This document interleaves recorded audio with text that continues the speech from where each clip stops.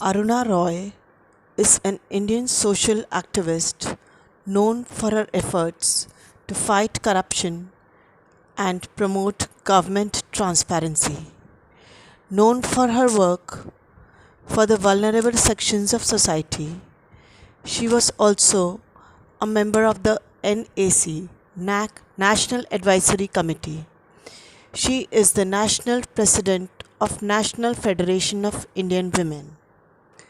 Aruna Rai was born on 26th May 1946 in Chennai.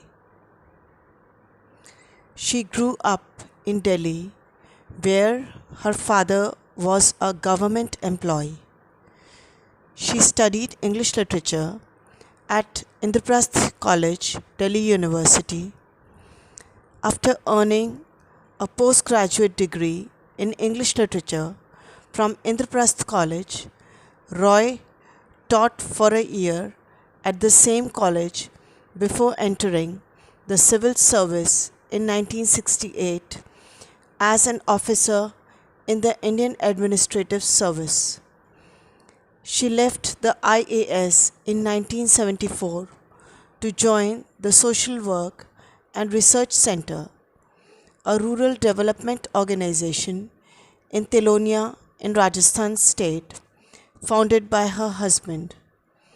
In 1990, she moved to Devdungri, also in Rajasthan, and set up the Workers and Peasants Strength Union, Mazdoor Kisan Shakti Sangathan, MKSS. This Mazdoor Kisan Shakti Sangathan is a grassroots organization formed in 1990 with its headquarters in a small village in central Rajasthan. Its name roughly translates into Organization for the Empowerment of Workers and Peasants, an organization devoted to empowering workers and peasants and increasing the accountability of local governments. It is one of the growing number of organizations in India which see themselves as part of the non-party political process. Roy resigned from the civil services and began to work on issues related to the poor and marginalized. She joined the Social Work and Research Center in Telonia, Rajasthan. In 1987, she, along with Nikhil De, Shankar Singh, and others, founded the Mazdoor Kisan Shakti Sangathan. The MKSS began by fighting for fair and equal wages for workers, which shaped and evolved into a struggle for the enactment of India's Right to Information Act.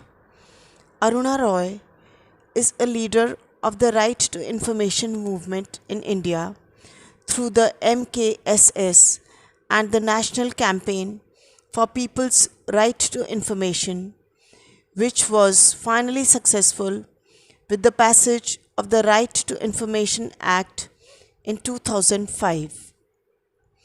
Aruna Roy has been at the forefront of a number of campaigns for the rights of the poor and the marginalized. These have included, most prominently, the right to information, the right to work, that is, the Narega, and the right to food.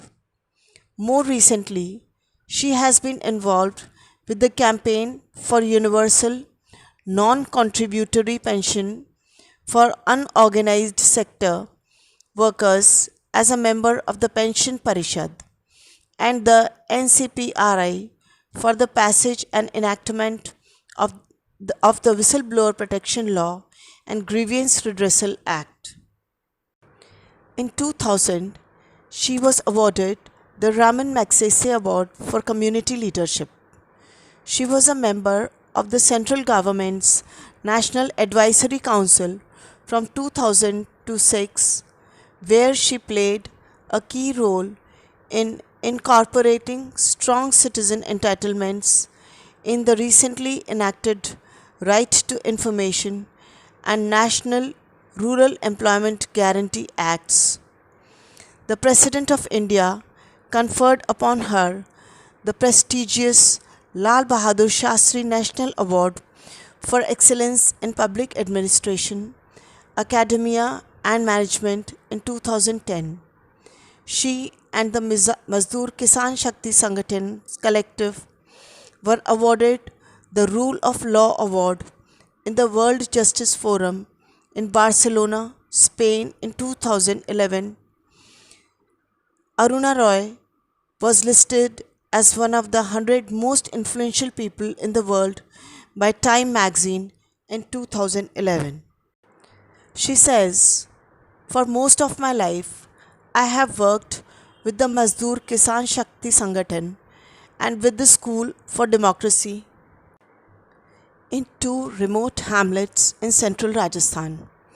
45 years ago, when I opted to live in a rural area, I redefined my wants, and the conflict between my principles and my lifestyle narrowed, bringing some cessation of guilt, the strength of living with a community rather than being confined to a family was empowering.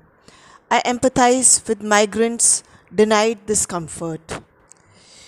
Now we will read the chapter Tune in to the Voice of the Deprived. We all want to matter, from the poorest, most marginalized to the most powerful individual and community. We want our views to be heard, our pain and suffering addressed, our hopes and aspirations to be acknowledged. The motivational power of this universal desire to be relevant has always encouraged me. Democracy is a government of the people, by the people, and for the people. Every say is equal and matters. The poorest and the most marginalized need their issues to be addressed. They want their problems to be resolved, however meager they may seem to the affluent society. This motivational power of this universal desire has always encouraged Aruna Roy to do something substantial for the voiceless and the deprived sections of society. Democracy theoretically offers every individual an equal voice in deciding our collective future. That is empowerment. But it is a long voyage from theory to practice.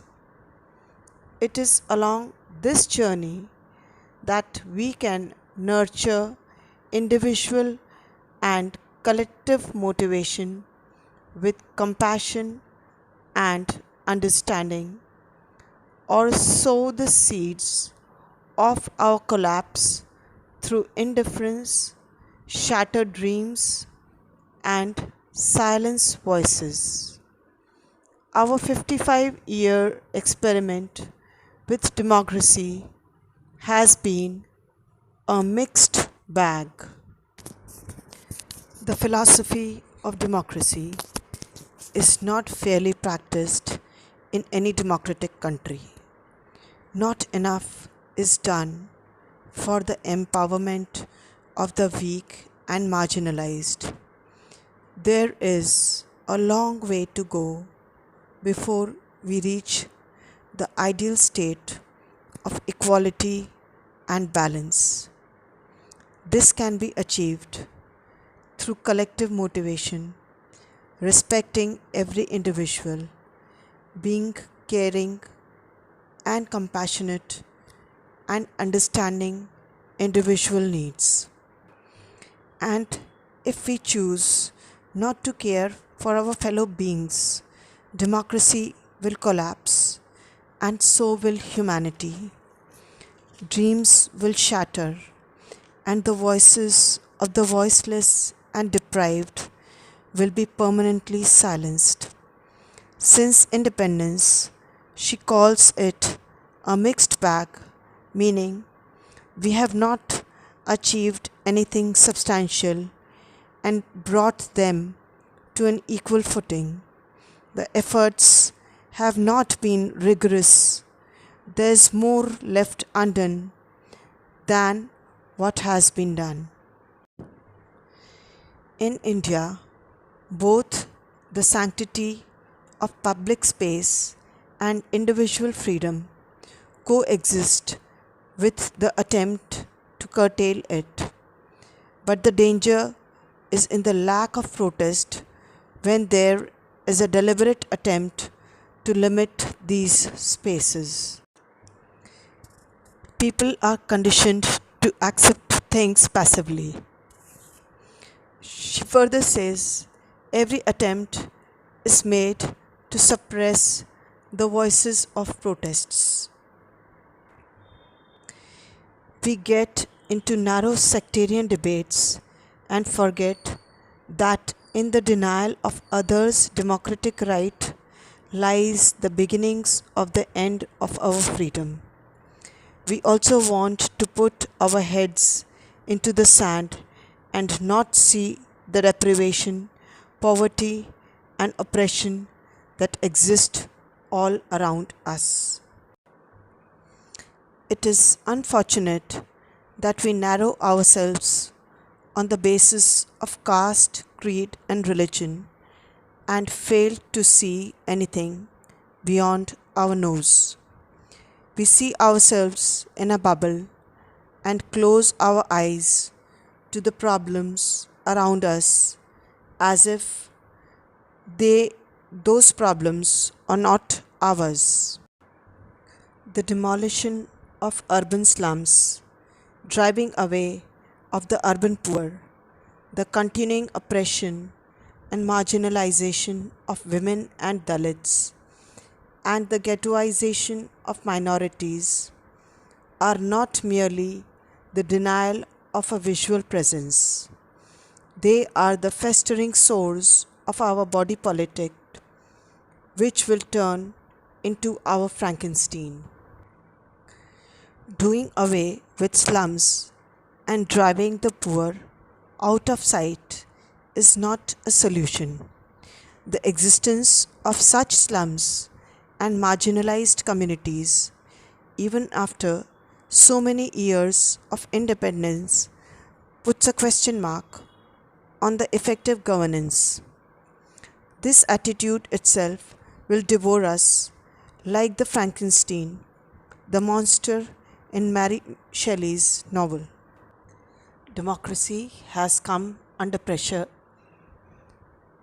It is inextricably linked to the fight against oppression, discrimination, and injustice in all contexts of life. Especially in times of democratic crisis, it is necessary to focus on its core aspects.